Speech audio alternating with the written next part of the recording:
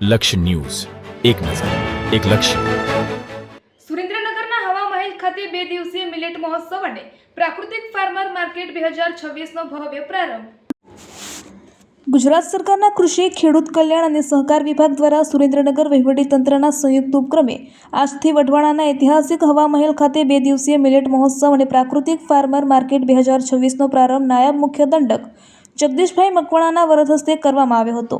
આ અવસરે તેમણે સુરેન્દ્રનગર મહાનગરપાલિકાના વિસ્તાર માટે ₹13.59 કરોડના વિવિધ વિકાસ કામોના ખાતમુહૂર્ત અને લોકાર્પણ પણ કર્યા હતા.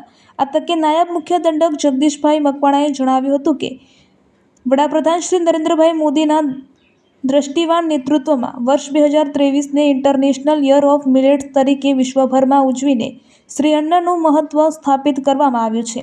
આપણા પૂર્વજોના આહારમાં બાજરી, જુવાર અને રાગી જેવા ધાન્યો મુખ્ય હતા, જે આજે ફરીથી મેદસ્વીતા અને હૃદયરોગ જેવી બીમારીઓ સામે લડવા માટે અનિવાર્ય બન્યા છે. આ મહોત્સવ માત્ર એક કાર્યક્રમ નહીં, પરંતુ મિલેટ્સ પકવતા ખેડૂતોને પ્રોત્સાહન આપી નાગરિકોમાં સ્વાસ્થ્ય પ્રત્યે જાગૃતિ લાવવાનું એક મહાઅભિયાન છે. ખેડૂતોને રાસાયણિક ખાતરના જોખમો સામે સાવચેત કરી અપીલ કરતા તેમણે જણાવ્યું હતું કે રાસાયણિક ખેતીથી જમીન તો બગડી જ છે, પરંતુ તેનાથી થતા રોગો સમાજ માટે ખતરો બન્યા છે. વેચાણ માટે નહીં તો પોતાના પરિવારના ઉત્તમ સ્વાસ્થ્ય માટે પણ પ્રાકૃતિક ખેતી અપનાવવી જોઈએ. સુરેન્દ્રનગર જિલ્લામાં અંજીર, દાડમ અને હળદર જેવા પાકોમાં થઈ રહેલા પ્રાકૃતિક ખેતીના સફળ પ્રયોગની પ્રશંસા કરતા તેમણે જણાવ્યું હતું કે ઝેરમુક્ત ખેતી એ જ સુખી અને નિરોગી સમાજનો પાયો છે. રાજ્ય સરકારની ખેડૂતલક્ષી નીતિઓની વિગતો આપતા તેમણે જણાવ્યું હતું કે સરકારે હંમેશા સંવેદનશીલ અભિગમ અપનાવી કમોસમી વરસાદ સામે ₹11 કરોડનું રાહત પેકેજ સીધું ખેડૂતોના ખાતામાં જમા કરાવ્યું છે. વર્ષ 2026-27ના બજેટમાં કૃષિ અને સહકાર વિભાગ માટે ₹24.22 કરોડની ઐતિહાસિક જોગવાઈ કરવામાં આવી છે, જેનાથી ખેડૂતોને ટ્રેક્ટર સહાય, સ્માર્ટફોન અને ગોડાઉન બનાવવા જેવી યોજનાઓનો લાભ મળી રહ્યો છે. આજે મહાનગરપાલિકાના ₹13.59 કરોડના વિવિધ કામોના લોકાર્પણ અને ખાતમુહૂર્ત સંપન્ન થયા છે. આગામી 3 વર્ષમાં ₹48 કરોડના ખર્ચે સાકાર થનારા રિવરફ્રન્ટ પ્રોજેક્ટથી સુરેન્દ્રનગરની કાયાપલટ થશે તેવો વિશ્વાસ પણ તેમણે વ્યક્ત કર્યો હતો. વધુમાં આ 2 દિવસીય મહોત્સવમાં આયોજિત વિવિધ સાંસ્કૃતિક કાર્યક્રમોની માહિતી આપી જિલ્લાના તમામ નાગરિકોને સહપરિવાર આ મહોત્સવની મુલાકાત લેવા, પ્રાકૃતિક ઉત્પાદનોના સ્ટોલ પરથી શુદ્ધ આહારની ખરીદી કરવા અને પરંપરાગત વાનગીઓનો આસ્વાદ માણી આ જનજાગૃતિ અભિયાનમાં સહભાગી થવા પણ તેમણે અનુરોધ કર્યો હતો. રિપોર્ટર દેવમ ત્રિવેદી, સુરેન્દ્રનગર.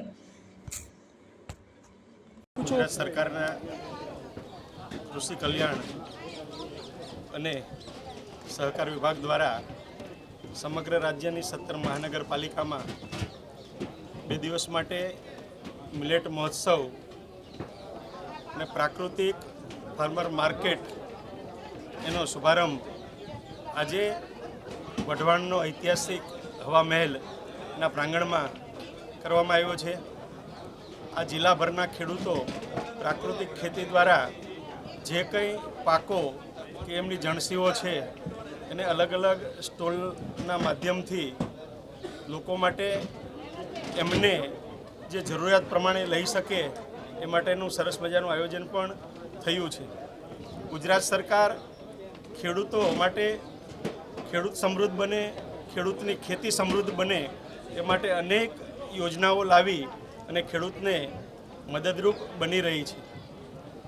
રાજ્યના માનનીય મુખ્યમંત્રી શ્રી ભૂપેન્દ્રભાઈ પટેલ સાહેબે પણ વર્ચ્યુઅલી રીતે આજે મિલેટ મહોત્સવ અંતર્ગત આપણને સૌને હૃદયપૂર્વકની શુભકામનાઓ પાઠવી છે.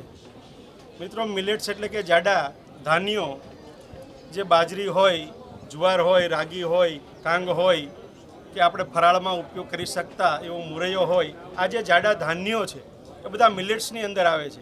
આજે ગુજરાતમાં પણ મેદસ્વીતા મુક્ત ગુજરાત બને એના માટેની ઉજવણી થઈ રહી છે. આજે જ્યારે હૃદયરોગનું પ્રમાણ વધી રહ્યું હોય, ડાયાબિટીસનું પ્રમાણ વધી રહ્યું હોય, ત્યારે ઘઉંનો ત્યાગ કરીને લોકો જાડા ધાન્યનો જો ઉપયોગ કરે તો આ પ્રકારના રોગોથી બચી શકાતું હોય છે. એ માટે લોકોમાં અવેરનેસ લાવવા માટે આ શ્રી મિલેટ મહોત્સવ કે શ્રી અન્નની લોકોને જાણકારી થાય એ માટેનો આ કાર્યક્રમ સરસ રીતે આ ઝાલાવાડને આંગણે સંપન્ન બન્યો છે.